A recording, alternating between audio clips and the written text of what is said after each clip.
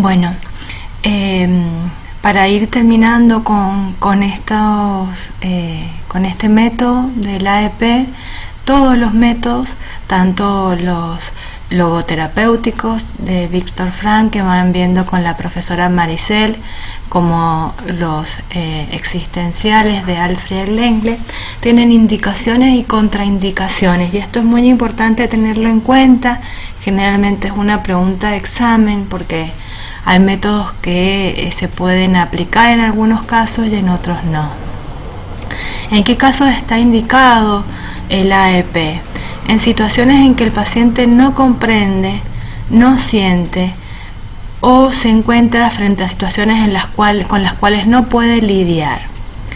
En trastornos del desarrollo de la personalidad.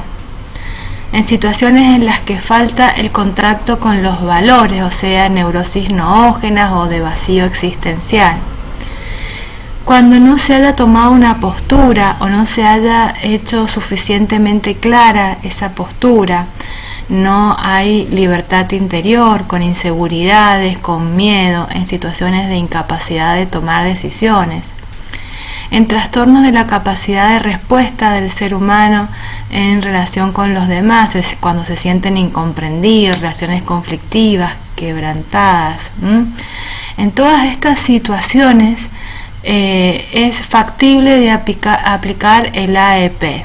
Quizás lo más importante es considerar las situaciones en las que no se puede aplicar el AEP o en que estaría contraindicado. En la depresión severa no es posible aplicar el AEP porque falta la postura interior para comprender, para tomar una posición. O sea, vamos a poder hacer una descripción de los hechos, pero nos va a costar salir de la fase descriptiva y de la impresión negativa que estos pacientes le dan a la realidad, ¿no?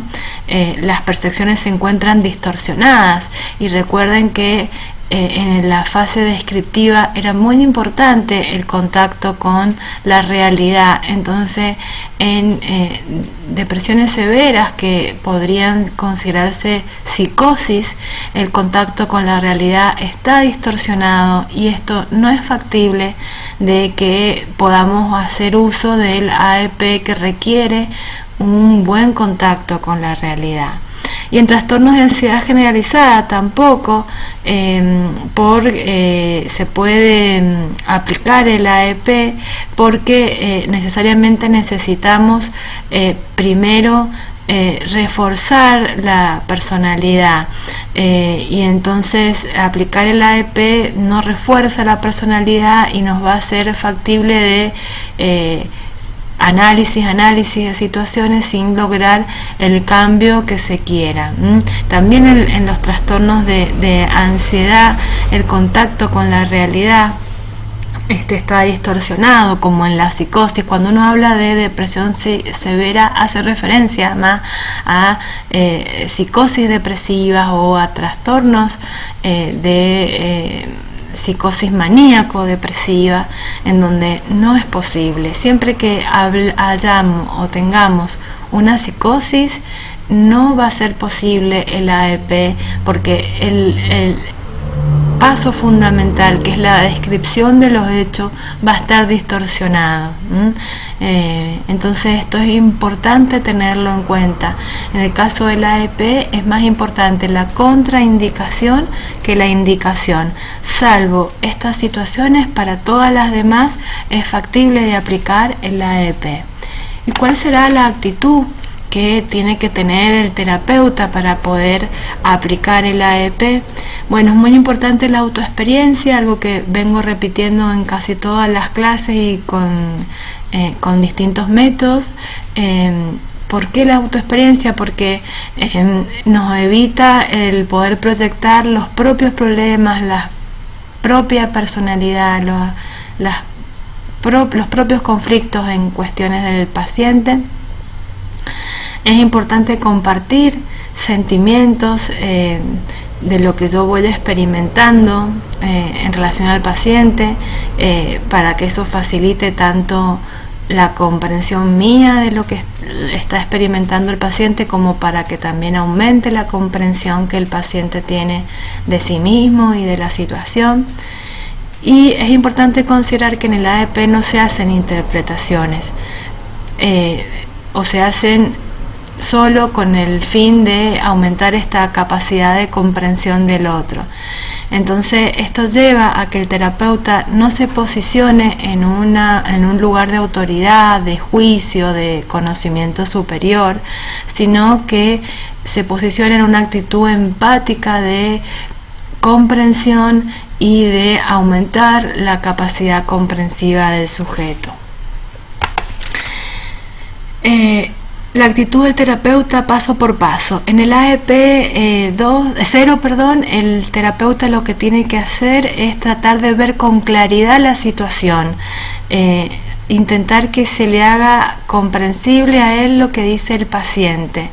Y acá sostenemos que es importante que el paciente esté relatando situaciones reales y no fantaseadas. Entonces es muy importante que tengamos en cuenta el diagnóstico previo en cuanto al contacto con la realidad. En el AEP1, el terapeuta tiene que ser empático. La actitud empática del terapeuta va a permitir que el paciente se pueda contactar con aquellos sentimientos y con aquellas impresiones más negativas.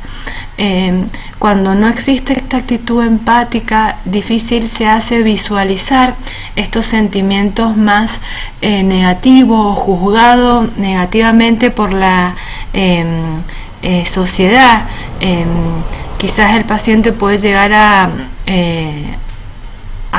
percibir que experimentó estos sentimientos negativos, pero si no está la actitud empática, si no siente la seguridad de que el terapeuta va a poder recibir empáticamente, no lo va a expresar, no va a hablar de estos sentimientos.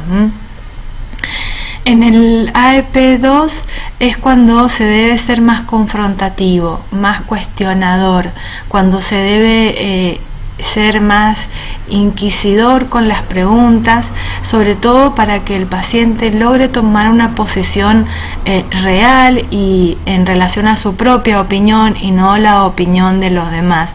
Entonces a veces acá es necesario confrontarlo con otras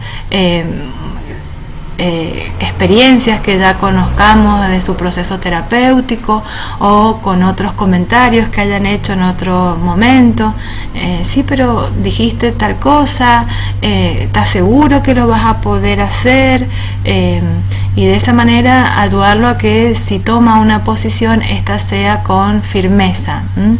Y en el AEP3 la actitud del terapeuta es la de protección y la de motivación. Se debe alentar al paciente a que pueda pasar a la acción, y se debe buscar que sienta la confianza como para poder expresar eso que él ha decidido en el AEP2. Ayudarlo sintiéndose protegido, acompañado, ¿no? Y por eso es muy importante el que se pueda hacer este ensayo en el contexto terapéutico. Hasta acá con este método, es un método muy utilizado por nosotros, los existenciales, en distintas consultas y ante distintas temáticas, ¿no? Como les dije en la clase pasada, pretendo que con este método hagamos una de las últimas, estimo yo que va a ser la última, actividad de aplicación, que va a consistir en un trabajo.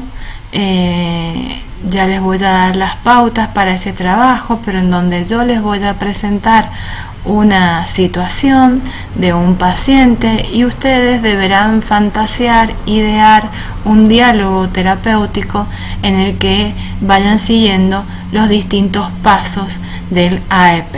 Nos vemos pronto la siguiente semana con clase Zoom, ya finalizando este cuatrimestre.